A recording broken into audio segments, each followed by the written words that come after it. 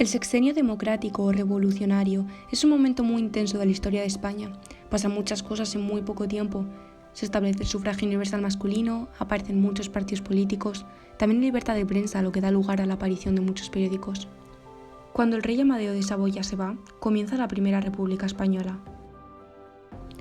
En esta etapa se lleva a cabo un golpe de estado militar, conocido como Pronunciamiento de Sagunto, liderado por el general Arsenio Martínez Campos, que apoya la restauración de una monarquía conservadora, la vuelta de los Borbones, del hijo de Isabel II, Alfonso XII. El nuevo rey es apoyado por el ejército y la burguesía conservadora, y por el Partido Conservador liderado por Antonio Cánovas del Castillo.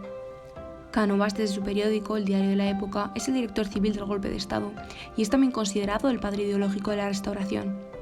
Cánovas es, además de periodista, historiador, especializado en la historia de España del siglo XVII, en la historia de la decadencia, del final del Imperio Español, lo que le lleva a ser muy pesimista. Cánovas es el representante de la burguesía conservadora. Va a diseñar una nueva constitución, la Constitución Conservadora de Cánovas, de 1876 a 1923, que recuperará la Constitución de 1845. El rey Alfonso XII es la pieza clave de esta Constitución. Se trata de una monarquía muy conservadora, con muchas restricciones a la prensa y al derecho de voto. Hay liberalismo censitario. Amadeo de Saboya participa en la creación de la Institución de Libre Enseñanza de 1876. El imparcial y la Institución de Libre Enseñanza tienen los mismos ideales, el ideal de la educación como base para crear una nueva España, de manera que los nuevos españoles se hacen a través de ella. Este movimiento o filosofía se llama krausismo. Este ideal de la educación lleva a Eduardo Gasset, creador del Imparcial, a pensar que hay que evitar los enfrentamientos. Piensa que para que haya una escuela o universidad tiene que haber estabilidad. Ese es el motivo por el que se acepta la restauración. Pero una parte de los trabajadores del Imparcial no acepta la restauración y se va del Imparcial y funda otro periódico, El Liberal, uno de los grandes periódicos de la historia de España, dirigido por Isidoro Fernández Flórez. Se trata de un periódico progresista que tiene un ideal republicano, mientras que El Imparcial, aunque también es progresista, acepta la monarquía. El Liberal tuvo éxito desde el principio y es uno de los grandes periódicos durante la Restauración. A principios de la década de 1880 aparece en Barcelona un nuevo periódico, La Vanguardia, que se extiende hasta nuestros días. Cánovas permite la aparición de más periódicos para evitar posibles golpes de Estado.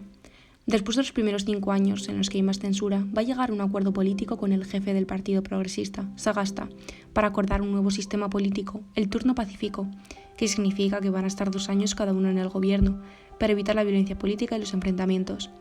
Para ello, los progresistas hacen leyes que suponen pequeños avances, mientras los conservadores estabilizan esos avances para que no vayan demasiado lejos.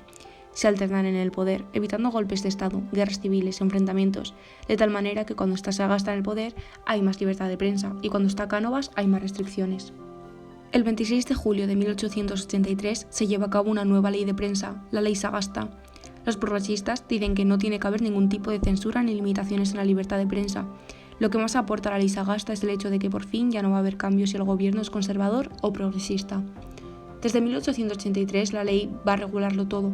Es un marco estable que va a llegar hasta la Guerra Civil. Esta ley va a sentar las bases de la edad de oro del periodismo español. Está inspirada en la Ley de Prensa de la Tercera República Francesa de 1881. No hay censura previa, lo que supone un gran avance. Una serie de acontecimientos extraordinarios que se suceden en esta época suponen una gran oportunidad para la prensa, tales como una pandemia de cólera que se lleva a la mujer del rey Alfonso, lo que hace que pierda la cabeza y que muera el 25 de noviembre de 1885. Ante la muerte del rey, Cánovas y Sagasta tienen incertidumbre por saber qué pasará. Al morirse el rey ya no hay constitución, no hay turnismo, por lo que Cánovas y Sagasta firman el Pacto del Prado. El Pacto del Prado es un acuerdo informal que supuestamente tiene lugar el 24 de noviembre de 1885. Cánovas le cede un turno a los progresistas para que gobiernen 4 años en vez de 2 y puedan llevar a cabo todas las reformas y así evitar la revolución. Empieza un periodo que se conoce como el Gobierno Largo de Sagasta. Lo más destacable de esta etapa es la Ley del Sufragio Universal Masculino de 1890. Con esta ley Sagasta se despide del gobierno.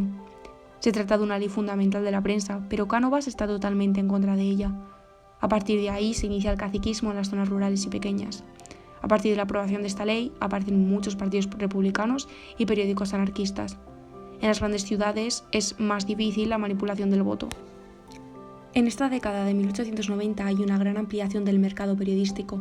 Aparecen muchos periódicos, una revista que va a tener un gran éxito entre la burguesía conservadora, el semanario Blanco y Negro de 1891, de Torcuato Luca de Tena. En estos años acontece la regencia de María Cristina de Habsburgo. La reina se queda embarazada de Alfonso XIII, que nace en mayo de 1886. En 1893 aparece la revista Nuevo Mundo, de José del Perojo, la favorita de la burguesía progresista, una revista ilustrada. Aparecen nuevos géneros, formatos, contenidos. Las revistas son publicaciones para las clases acomodadas, porque son más caras que los periódicos. En este momento aparece un nuevo periódico llamado Heraldo de Madrid, un periódico muy popular en los barrios del sur de Madrid, los barrios obreros, que lo va a comprar Canalejas en 1893. En los últimos años del siglo XIX, España se encuentra en una guerra colonial en Cuba, la conocida Guerra de Cuba. La cuestión social y el movimiento obrero es algo que nos deja este siglo en que también es asesinado Antonio Cánovas del Castillo, en agosto de 1897. Todo esto da lugar a un retraso político, cultural, en el Estado español. Aparece un movimiento regeneracionista, conocido como el regeneracionismo. 1898 se sitúa como el inicio de un nuevo ciclo en la historia de España, en el que los tres periódicos liberales eran el Imparcial, el Heraldo y el Liberal.